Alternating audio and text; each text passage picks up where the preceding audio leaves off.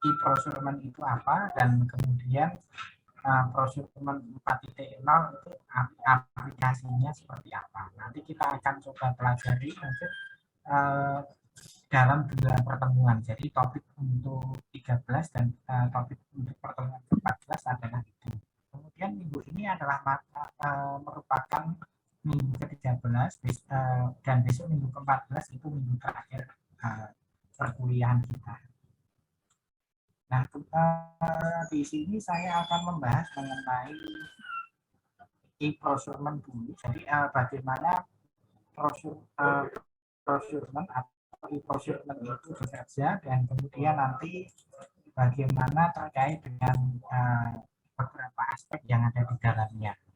Nah, saya rasa Anda di kelas sebelah, yaitu di kelas sistem informasi logistik, itu sudah dibahas mengenai melakukan pembahasan mengenai UDO ya.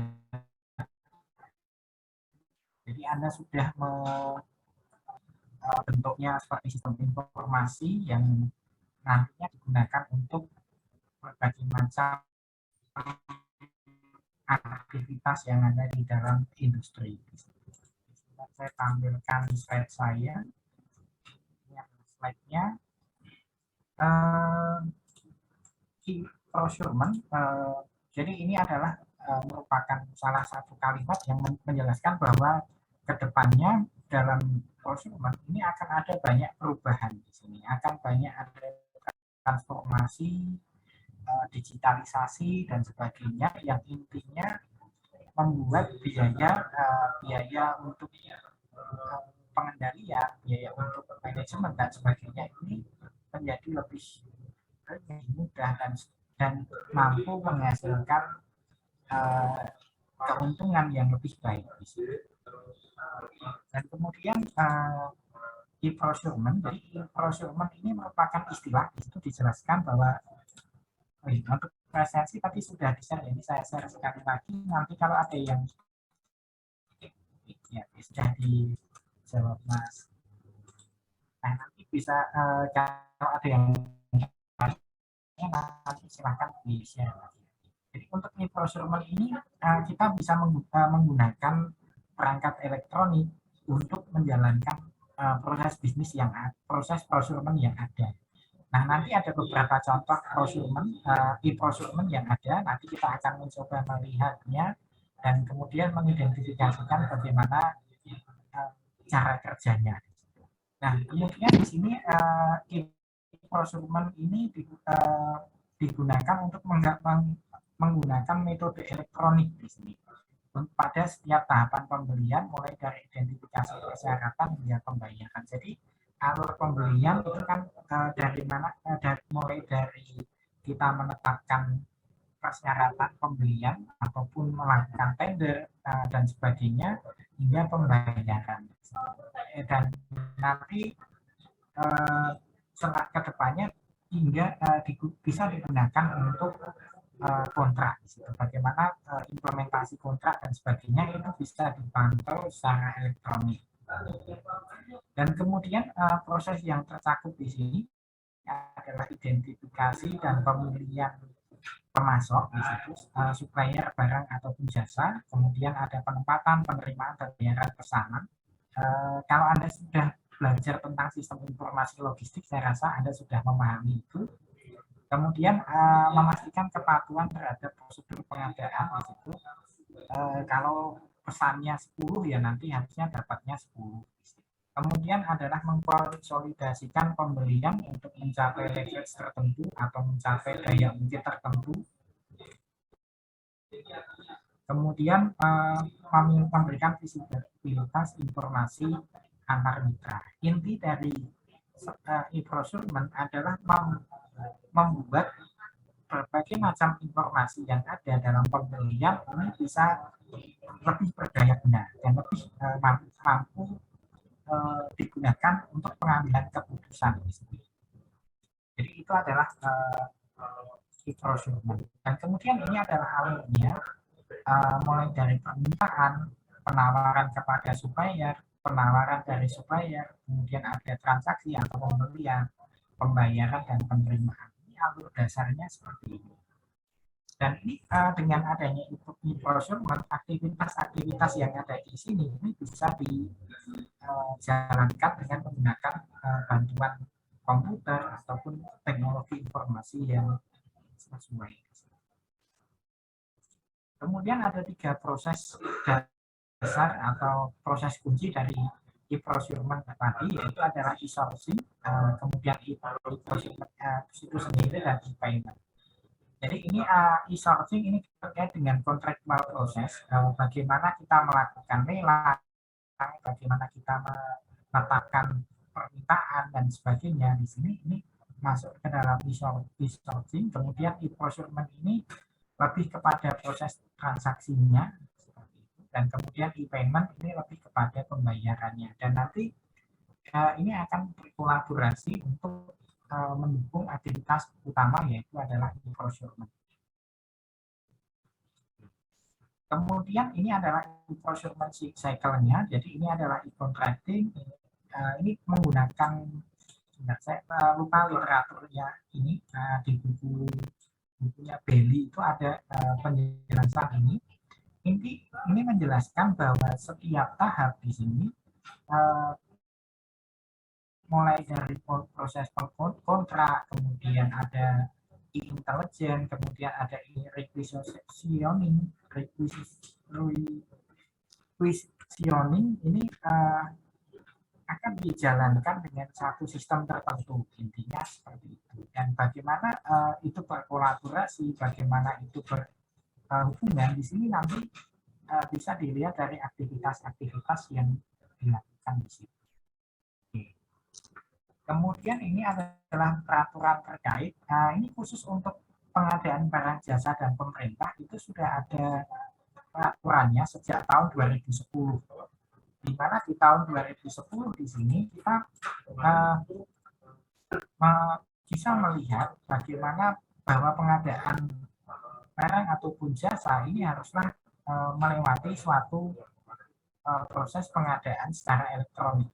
Jadi di Indonesia tahun 2010 itu sudah keluar undang-undangnya, khususnya untuk barang dan jasa pemerintah, yang maksudnya terkait dengan proyek ataupun dengan pengadaan yang dilakukan oleh instansi pemerintah ataupun oleh SKPD ataupun untuk oleh instansi-instansi, badan, lembaga dan sebagainya yang ada di dalam satuan pemerintahan. Kemudian prosesnya untuk jasa pemerintah ini sudah dilakukan menggunakan e-tendering dan e-purchasing. Jadi dengan adanya e-tendering dan e-purchasing ini, supplier-supplier yang terlibat di sana bisa melakukan penawaran dan kemudian bisa mendapatkan informasi dengan lebih jelas ya di situ, karena sehingga diharapkan apa, bahwa penawaran yang masuk itu tidak dimonopoli oleh satu pihak saja, tetapi akan perusahaan-perusahaan lain yang memiliki kemampuan, memiliki kapasitas untuk mengerjakan itu dengan harga yang mungkin lebih familiar, yang lebih yang lebih kompetitif, itu akan bisa menawarkan. Kemudian nanti proses pembayarannya dilanjutkan secara dengan menggunakan e-purchasing, sehingga orang yang terkait di situ bisa melihat proses transaksi yang berjalan. Kemudian ada keuntungan dari e-procurement ini, lebih ada beberapa manfaatnya, adalah mengurangi waktu siklus pembelian, meningkatkan kontrol anggaran, kemudian menghilangkan kesalahan administratif, meningkatkan produktivitas pembeli, menurunkan harga. Kemudian di sini adalah manajemen informasi yang lebih baik. Nah, yang pertama ini mengurangi waktu siklus pembelian. Nanti bisa kita lihat di beberapa website yang ada e-procurement-nya di situ. Nah, di sana sudah tersedia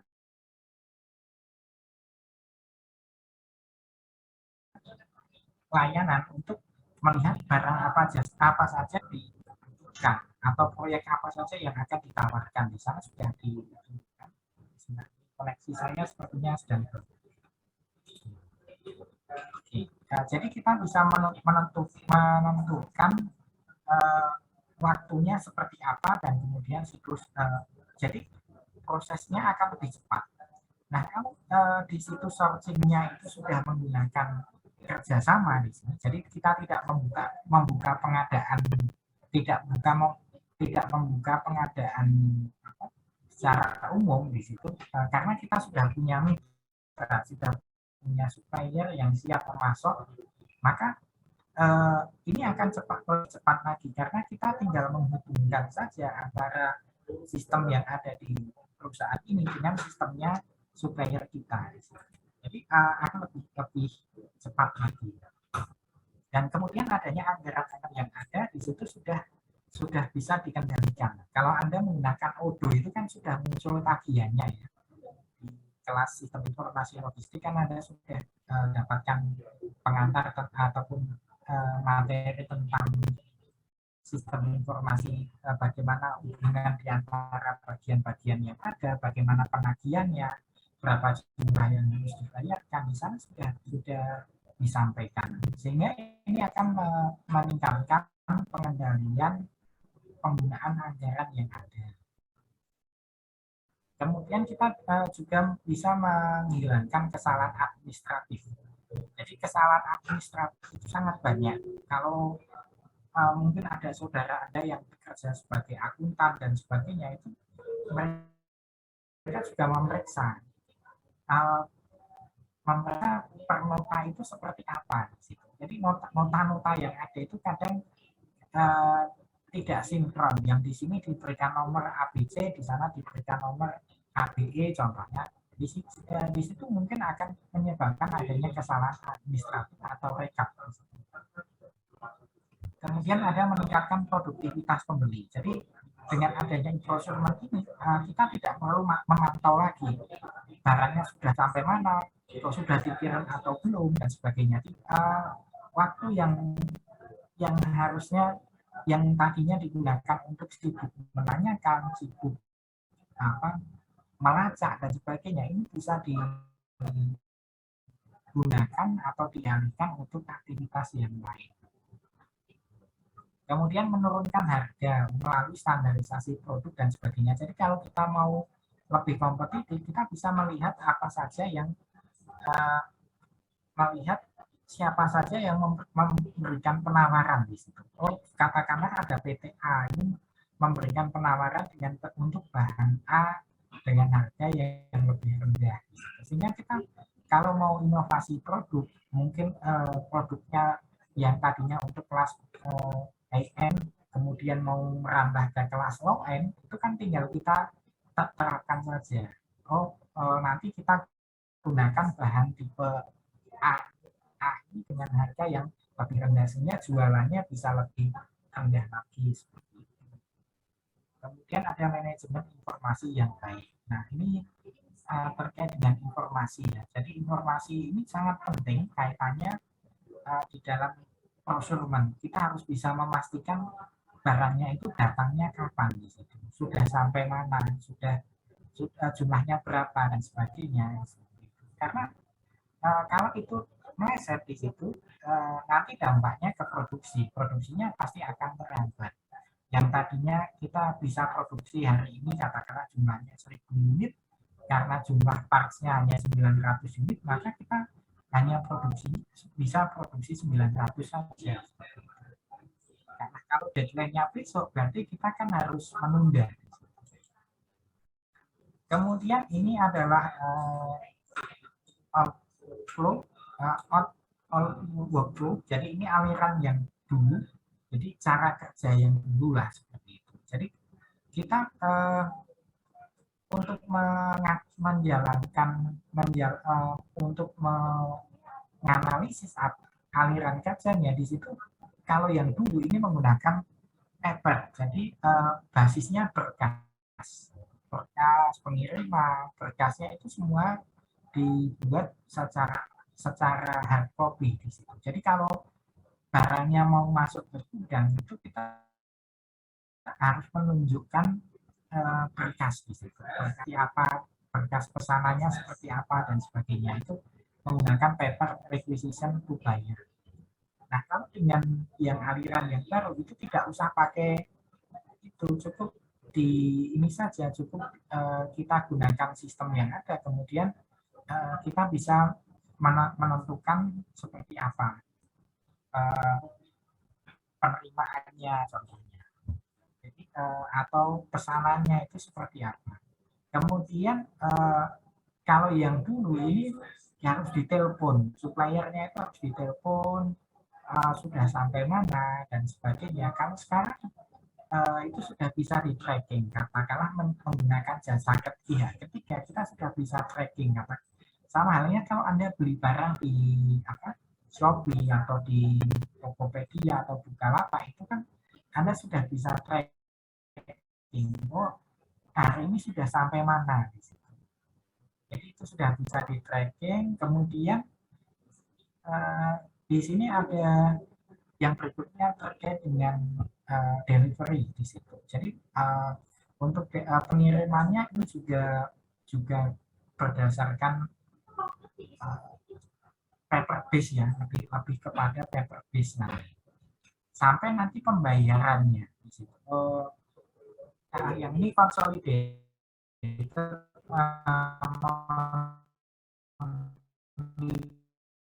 di summary ini. Jadi kalau yang dimasukkan, diinputkan dan sebagainya, kalau dengan secara elektronik ini cukup dikonsolidasi saja sebulan habis berapa di situ. Banyak tinggal lakukan pembayaran kepada pihak pembeli kita atau pihak supplier kita di situ. Kemudian paymentnya juga tidak lagi menggunakan pembayaran yang transfer manual, cukup dengan menggunakan payment dengan transfer secara elektronik itu sudah bisa dilakukan. Kemudian ini adalah credit procurement positioning, ini terkait dengan profit potensialnya, kemudian ini adalah leverage, kemudian ada strategic, kemudian ada non-critical, dan kemudian ada yang bottleneck. Nah, kita bisa menetapkan mana yang memiliki untuk market yang kompleksiti atau risknya tinggi atau rendah, strategi mana yang mau kita gunakan. Kalau yang ke atas ini memiliki profit potensialnya tinggi, tapi kalau tidak begitu tinggi, kita bisa menggunakan yang ini, non-critical. Kemudian nanti ada bottleneck, ada strategi. Jadi ini adalah beberapa strategi yang bisa kita pilih. Contohnya kalau spend atau profit yang diberikan itu tinggi,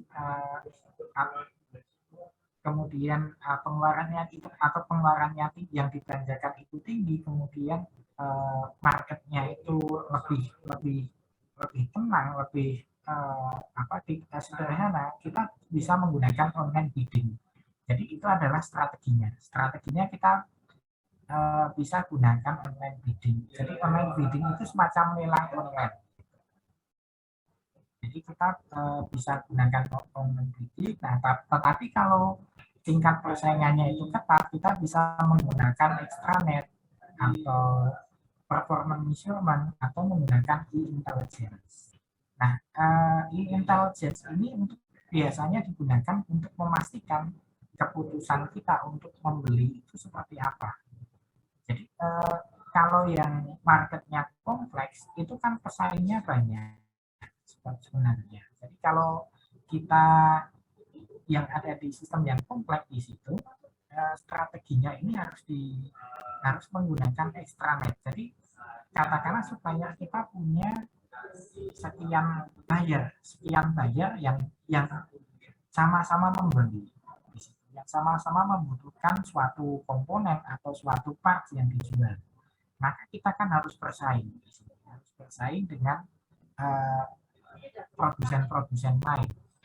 Nah, supaya bisa memastikan stoknya si supplier tadi, kita bisa menggunakan extranet. Oh, suppliernya ada, katakanlah ada 10 ton, 10 ton beras katakanlah. Kemudian kita tinggal pesankan saja 10 ton itu untuk memenuhi kebutuhan kita contohnya. Nah, tetapi kalau di situ kok konsumen supplier kita tidak mempunyai untuk mendapatkan suatu barang itu tidak begitu tidak begitu bersaing di situ, kita bisa menggunakan strategi yang leverage ini. Kita pakai online bidding. Nah, online bidding akan banyak akan bahas di slide selanjutnya. Strategi online bidding itu ada yang nanti yang menggunakan DAX atau yang British dan sebagainya, itu ada beberapa. Nah, kalau yang ini profit potensialnya rendah, kita bisa menggunakan non-critical ini. Contohnya vendor manage inventory, kemudian e-catalog, kemudian dan sebagainya. Kalau yang bottleneck ini meskipun tingkat profit potensialnya rendah, kemudian tetapi di sini tingkat persaingannya tinggi. Kita bisa menggunakan strategi yang sama dengan strategi tadi untuk memenuhi kebutuhan atau mengadakan komponen tadi.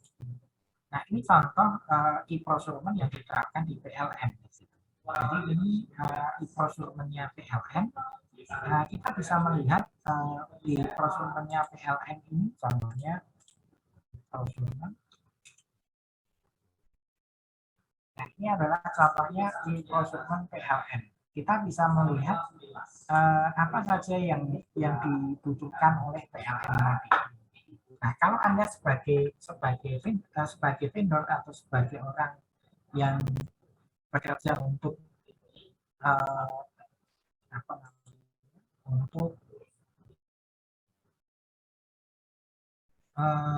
untuk memenuhi kebutuhan perusahaan, ini Anda bisa masuk melalui ini. Anda bisa masuk ke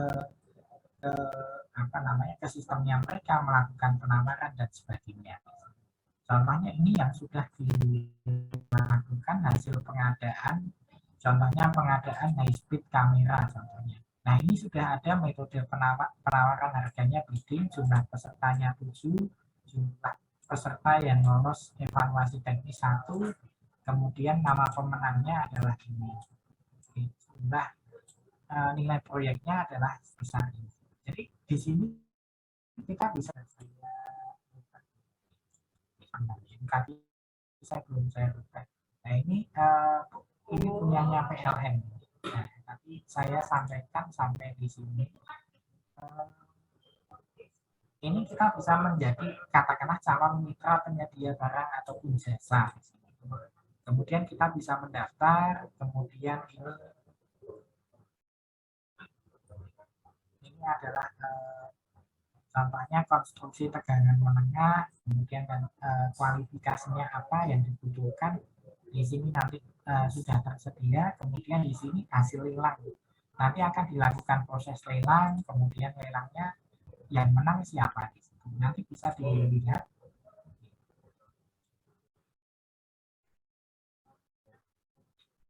Nah, ini jumlah peserta yang lulus evaluasi teknik 15, kemudian ini adalah untuk masing-masing jasa, ini siapa saja nanti bisa dilihat di dalam informasinya ini. Nah, nama pemenangnya, harga perolehannya berapa, di sini sudah tersedia informasinya.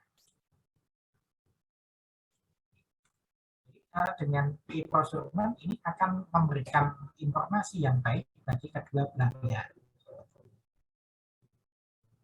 Baik itu bagi si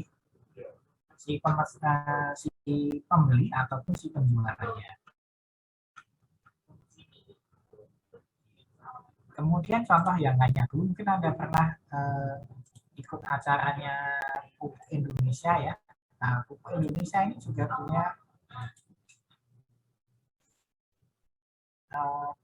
punya e-procurement juga di situ. Kita bisa melihat nanti e-procurementnya seperti apa saja yang tersedia di sana. Kemudian ini contohnya contoh yang lain ini punya PT Braya ini merupakan satu kontraktor ya di sini. Di sini ada pengerjaannya yang diminta adalah terkait dengan jalan ataupun dengan konstruksi ya di situ. Nah, kita bisa menilai di sini berapa tendernya itu ada di mana, proyeknya ada di mana, kemudian dokumen apa saja yang dibutuhkan. Di sini kita bisa cek. Kita bisa cek.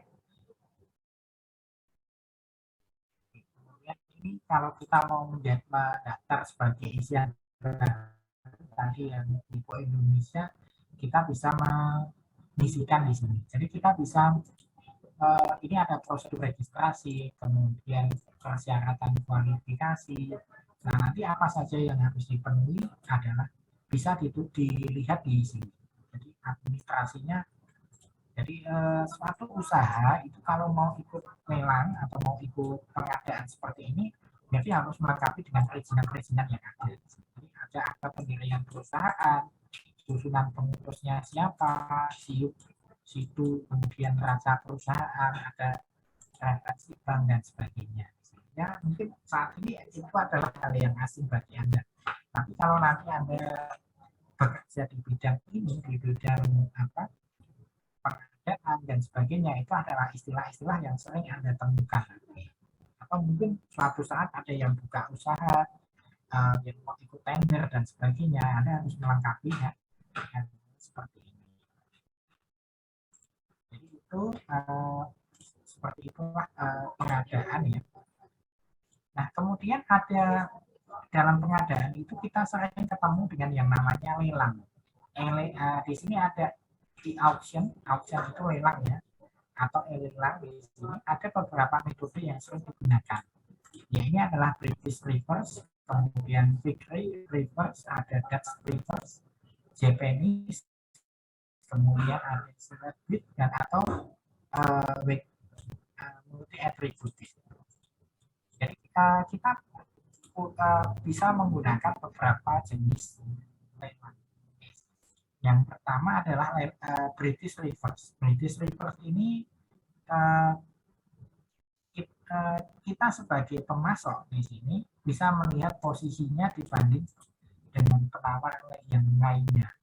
Nah, biasanya terkait dengan harga ini akan dilakukan secara terbuka.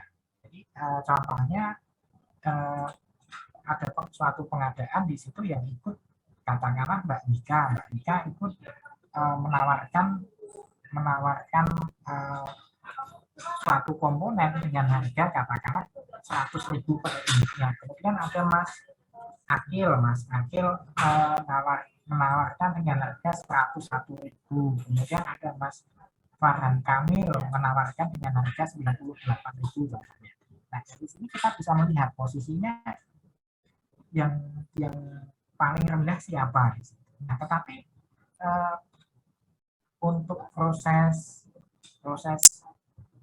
ini biasanya sudah diikuti dengan seleksi yang ketat. Jangan sampai nanti ada orang iseng yang menawarkan, kemudian tiba-tiba kok ternyata lelangannya jadi ada yang menawarkan dengan harga 80, setelah 80 kok ternyata jong. Karena apa? Karena yang menawarkan tadi bodong, tidak ada kejelasannya, tidak ada prosesnya dan sebagainya. Kemudian ada jenis lelang yang berikutnya adalah lelang elektronik Victory atau Victory ini jadi penawarannya ditawarkan ini kalau Anda pernah ikut lelang di eBay di sini kurang lebihnya seperti itu. Saya juga belum pernah mengikuti itu ya, tapi dari buku yang saya baca ini informasi yang saya dapatkan seperti itu. Jadi kalau Anda menawar katakanlah dengan harga 100.000, kemudian ada teman Anda menawarkan dengan harga yang lebih, contohnya ada yang jualan ya di eBay, ini saya contohkan saja di eBay, ada yang jualan jam. Jadi yang jualan jam ini orang pertama menawarkan dengan harga 100.000. Kemudian ada orang kedua menawarkan dengan harga 90.000. Nah, kalau di dalam penawaran kredit ini yang dibayarkan ketika yang 100.000 tadi menang, berarti yang dibayarkan adalah 100.000. Tapi kalau di Fikri ini dilihat siapa yang paling dekat. Oh, yang paling dekat ternyata 90.000. Maka yang harus dibayarkan itu tidak 100.000, tetapi 190.000. Jadi itu Fikri ya. Kemudian ada reverse pemasukannya dapat melihat harga dan penghitung waktu mundur. Kalau Anda lihat di film-film itu kemudian ada dihitung 1, 2, 3, 4, 5, nanti kalau sudah sampai 10 tidak ada yang nawar lagi, itu masuk ke model reverse Dutch. Jadi katakanlah ada bukaan lelang, ada ditawarkan, katakanlah harganya, contohnya ditawarkan 1 jam harganya awalnya awalnya adalah 100.000. Kemudian ada Mas Chandra menawar 101. Nanti ada Mas Victus menawar 105. Kemudian ada Mbak Dwi Agustina menawar 150 seperti itu. Kemudian 150 dihitung lagi sudah tidak ada yang menawar lagi, maka pemenangnya Mbak Dwi Agustina contohnya. Itu model lelangnya seperti itu. Kemudian ada lelang Jepang. Lelang Jepang ini biasanya digunakan dengan harga yang paling rendah, atau kalau itu yang menawarkan itu adalah si pembeli, itu dimulai dengan harga yang paling tinggi. Nah, tapi kalau dalam konteks pengadaan, contohnya saya si buyernya, saya buka harga katakan bisa nggak membuat, nah nanti suppliernya akan akan katakanlah di sini contohnya kalau yang model ini, kalau kita dari sudut pandang saya, dari sudut pandang pembeli ya, saya dari sudut pandang pembeli ini saya menawarkan harganya 10.000 untuk 1 kaos.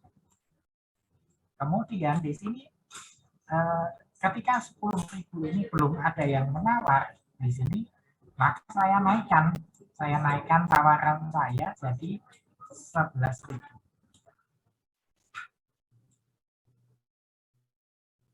Nah, 11.000 ternyata ada yang menawar. Contohnya yang tersedia di sini adalah Mbak Alvita. Contohnya Mbak Alvita tersedia, sehingga yang akan menjadi pemenangnya itu adalah Mbak Alvita. Itu Japanese. Nah, kalau kita sebagai penjual, kita mulai dari sini. Kita mulai dari atas ya. Kita mulai dari atas ini. Saya mulai dari sini.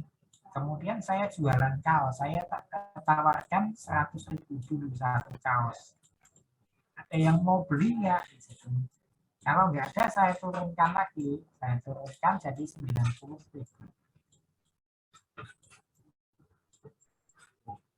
Ada yang mau beli nggak? Oh, ternyata di sini ada yang mau beli, Mas Mirza di sini. Katakan Mas Mirza mau beli dengan harga 90.000. Maka yang menjadi pemenangnya contohnya di sini adalah Mas Mirza. Contohnya seperti ini.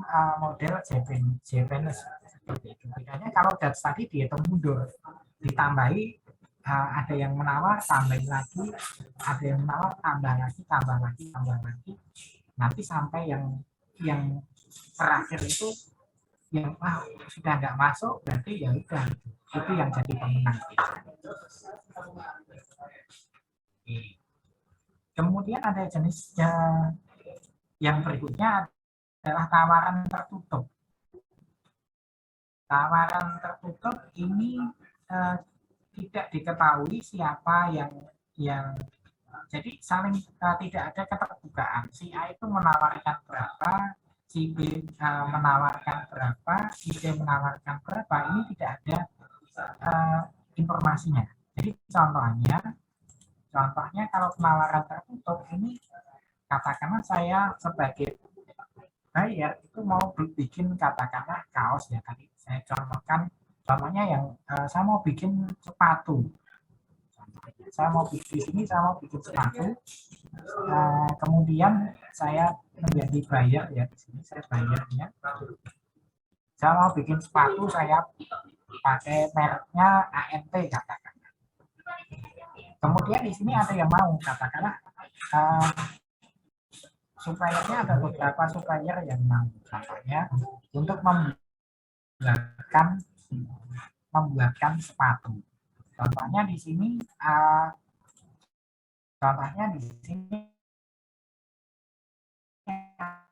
ada Mbak Asis. Kemudian di sini contohnya Mas Iqbal ini menawarkan dengan harga 71.000. Kemudian ada Mas Rasid, contohnya Mas Rasid ini menawarkan 80. Kemudian di sini ada Mas Lutfi, katakanlah Mas Lutfi menawarkan 72.000. Yang di sini ada Mbak Daniela menawarkannya di sini 3. Nah, kalau pada seperti ini kan sama-sama saling tidak tahu. Sama-sama kita tidak tahu berapa yang menawarkan ini. Nah, maka yang akan dipilih ini adalah harga yang paling rendah. Oh, ternyata yang dipilih adalah Mbak Asisah, dan kemudian ini yang akan menang. Yang akan menang ini adalah Mbak Asisah dengan nilai kontraknya satu unit sepatunya adalah 70.000. Oke, jadi seperti itu. Nah, kemudian saya lanjutkan lagi. Kemudian ada jenis lelang yang tertimbang di sini. Jadi tertimbang ini menggabungkan antara faktor harga dengan non harga. Jadi ada variabel-variabel lain yang ditetapkan. Jadi ada faktor atau variabel lain yang ditetapkan, tidak hanya terkait dengan harga. Nah, ini contohnya tadi kalau saya contohkan yang ini tadi, saya ini kan tadi pemenangnya Mbak Asita. Nah, kalau yang dengan tertimbang kita harus bisa menilai. Di sini contohnya ada bobot yang lainnya selain harga. Katakanlah untuk harga di sini yang menang adalah perusahaannya Mbak Aziza. Kemudian kalau untuk kapasitas di sini, kapasitasnya perusahaan ini hanya mampu menghasilkan 1.000 unit per bulan. Kemudian di sini ini bisa menghasilkan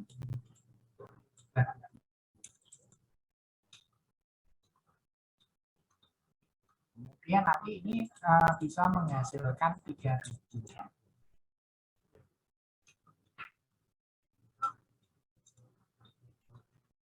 Kemudian yang ini nanti bisa menghasilkan 3.000 juga. Kemudian di sini ada ini mampu menghasilkan 2.000.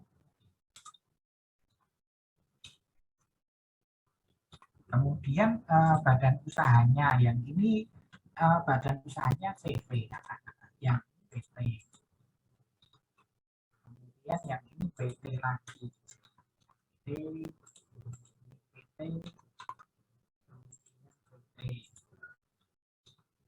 Kemudian jenis sertifikasi ini belum ada sertifikasinya. Ini katakanlah sudah sertifikasi ISO 9001. Yang ini sudah ada sertifikasi. Kemudian di sini sudah ISO 9001. Kemudian ini sudah sama, sudah ISO 9001. Nah, mana yang akan kita pilih di sini? Nah, kita bisa memilihnya berdasarkan kebutuhan. Kalau ternyata kebutuhannya nanti akan bisa dibentuk suatu metrik, kemudian kita bisa menganalisis atau mengevaluasi dari metrik itu berapa nilainya. Kita bisa memberikan bobot, katakan atau contohnya dari harga, contohnya ini dinilai harganya, saya tetapkan di sini, contohnya harganya dari harga Mbak Aisyah ini mendapatkan nilainya 7, yang ini mendapatkan nilainya 6, yang ini mendapatkan nilainya 5, contohnya. Ini 6 juga, kemudian yang ini 6 contohnya. Jadi ini mendapatkan nilai 7, 6, 6. Kemudian dari kapasitas ini hanya mendapatkan nilainya 5. Kemudian ini kita bisa berikan nilai contoh saja ya, ini saya berikan nilainya 7 atau ini 6. Kemudian yang ini saya berikan nilai 7. Saya berikan nilai 7, yang ini 6. Kemudian badan usaha ini nilainya 5 kan Pak. 5, ini saya berikan nilainya 7.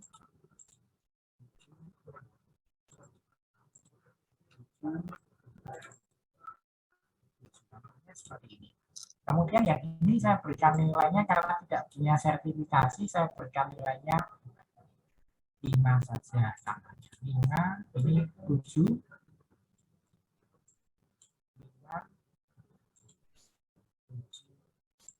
7. Nah, dari sini kita tinggal hitung bobotnya. Oh, bobotnya yang perusahaannya Mbak Asisa ini jumlahnya adalah 22. Nilainya 22.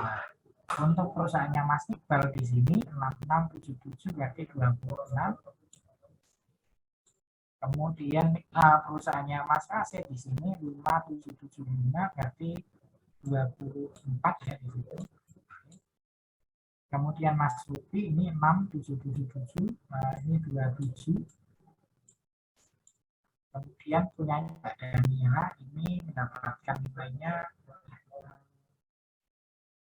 26. Sehingga yang akan menjadi pemenang adalah perusahaannya Mas Lutfi. Jadi itu yang akan menjadi pemenangnya. Karena poinnya lebih tinggi. Sampai di sini apakah ada pertanyaan tentang e-lelang seperti itu?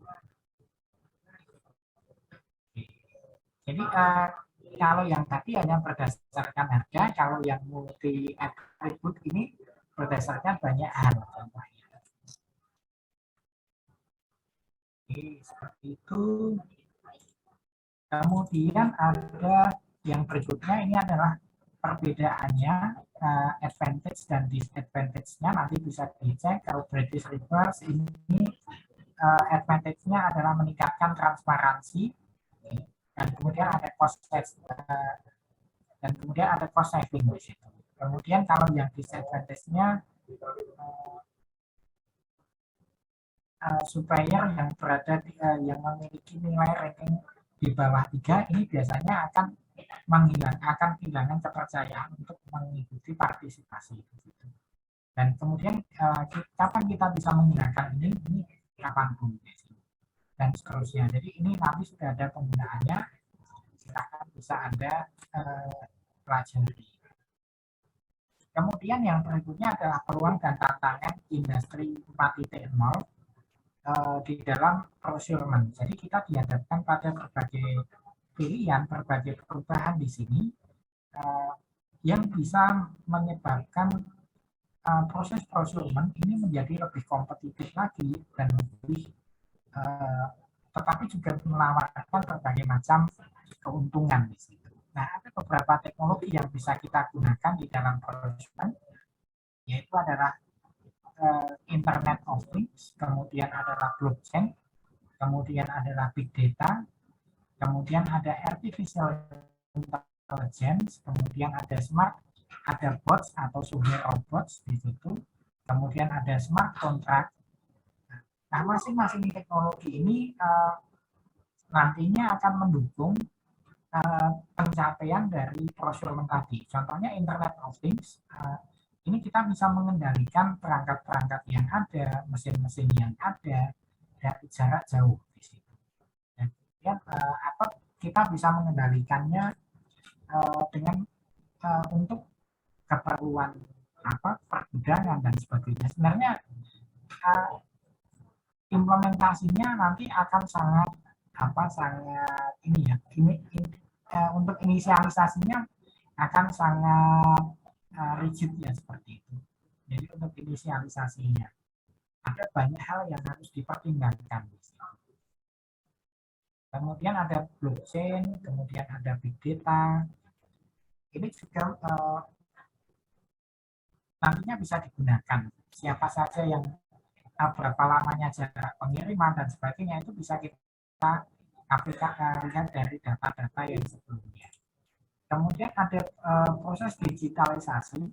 Dalam procurement ini kita memungkinkan adanya proses digitalisasi di mana semua hal atau berbagai macam hal itu bisa dilakukan secara digital dengan menggunakan atau mengkombinasikan teknologi-teknologi yang ada seperti itu. Jadi kalau Anda punya gudang di situ, dengan adanya IoT, Anda bisa mengetahui apa saja yang dikerjakan di gudang itu.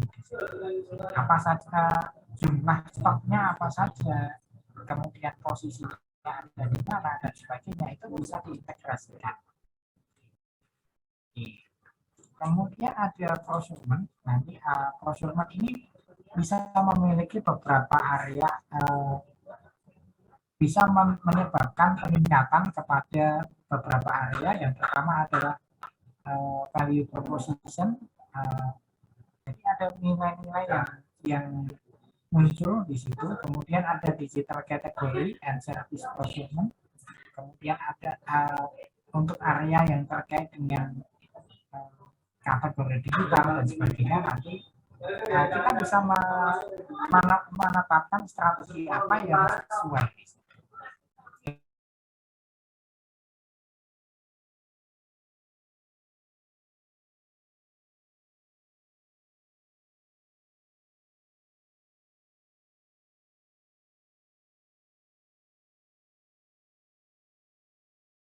Tahu stok kita ada di mana, dikirimkan sudah sampai sejauh mana, jumlah yang ada di gudang itu apa saja, dan di gudang itu ada apa saja, jumlahnya berapa dan sebagainya. Ini yang terkait dengan visibility. Kemudian technique compliance, ini kita bisa menetapkan apa saja yang sudah dicapai di situ secara tepat. Kemudian ini contohnya teknologi-teknologi yang ada. Tadi mungkin tadi hanya beberapa beberapa teknologi yang bisa kita terangkan. Kalau yang di atas tadi kan lebih kepada teknologi-teknologi yang terkait dengan industri 4.0. Lalu yang ini lebih kepada procurement-nya itu sendiri. Yang pertama adalah advanced automation and robotics. Ini terkait dengan aktivitas-aktivitas apa yang bisa dikendalikan. Kemudian adalah IoT, Intelligent Infrastructure. Kita bisa melihat, memantau apa yang dikerjakan di pabrik kita, apa yang dikerjakan di dalam perusahaan kita dengan menggunakan teknologi IoT. Bahkan kita bisa mengendalikan perangkat-perangkat itu dari jarak yang jauh. Kemudian ada blockchain, ini kaitannya dengan tukar-menukar data dan sebagainya yang ada. Jadi blockchain itu bukan selalu terkait dengan cryptocurrency, bukan. Kemudian adalah situasional awareness software. Ini terkait dengan beberapa software yang kita bisa terapkan. Contohnya terkait dengan map. Kita bisa memantau lokasi atau keberadaan armada kita, sudah sampai di mana, dan seterusnya. Kemudian ini adalah beberapa teknologi, nanti silakan bisa dibaca. Saya tidak akan membahas ini dulu. Minggu depan kita akan masuk ke yang advance-nya seperti apa nanti akan saya bahas minggu depan. Ini silakan nanti bisa dipelajari bahwa ada teknologi IoT, ada teknologi blockchain yang bisa digunakan untuk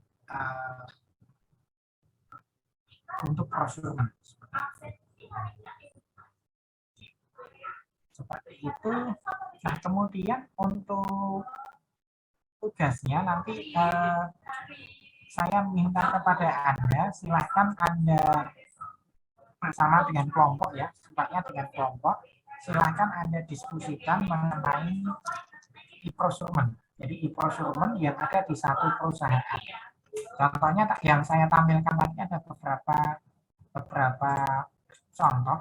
Contohnya ini adalah yang PLN ya, contohnya e-procurement di PLN itu seperti apa. Nanti silahkan Anda buat ringkasan proses pengadaannya seperti apa, kemudian langkahnya apa saja, dan kemudian bagaimana pemanfaatan e-procurement. Jadi yang nanti yang Anda buat itu bersama dengan kelompok Anda, silakan Anda diskusikan.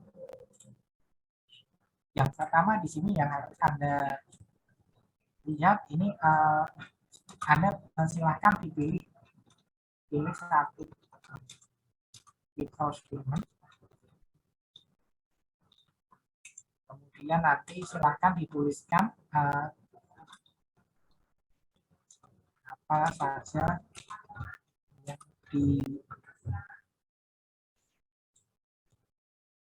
yang ditawarkan di dalam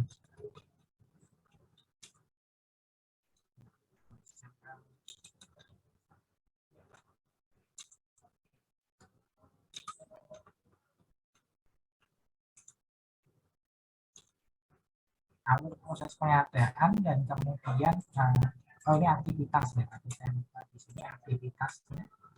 Aktivitas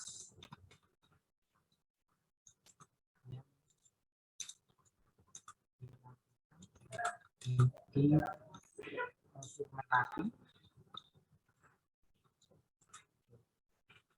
kemudian yang berikutnya adalah alur proses pengadaannya, persyaratan memang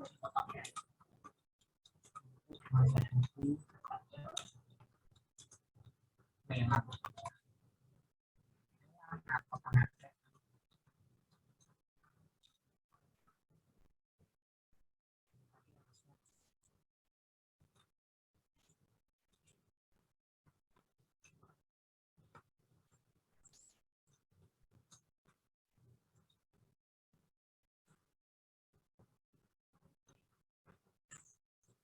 Oke, jadi yang Anda lakukan ini ya, nanti silahkan Anda diskusikan dengan kelompok Anda, pilih satu e-procurement yang ada. Di sini ada banyak e-procurement yang bisa Anda cari di situ, bisa Anda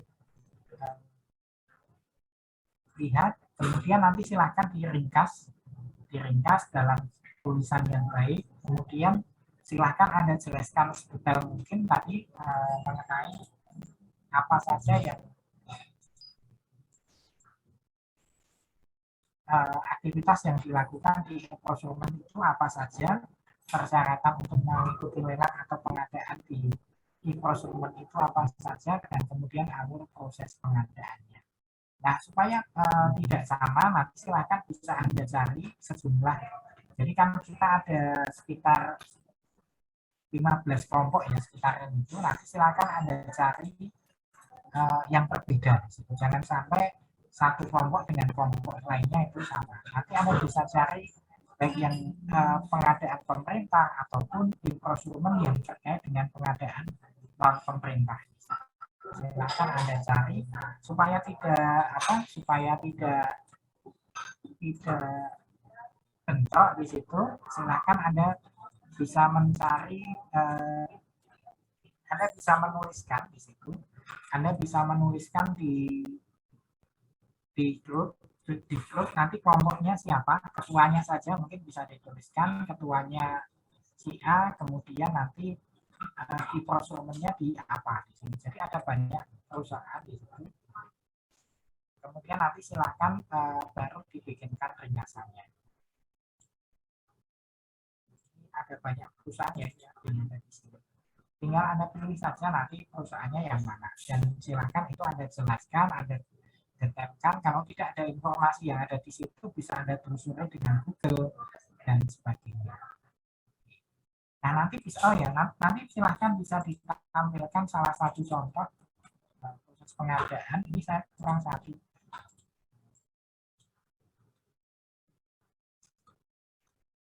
Contoh proses pengadaan yang ada.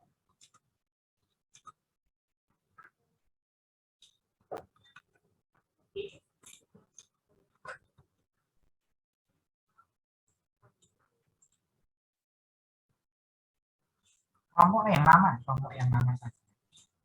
Kan duluan sudah punya kelompok ya.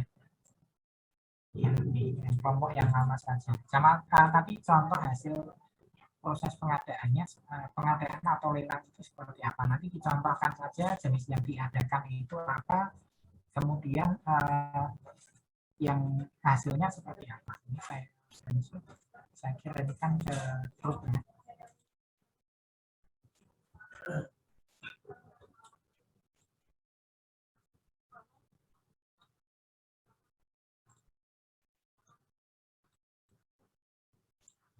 Silahkan nanti diskusikan dengan kelompoknya.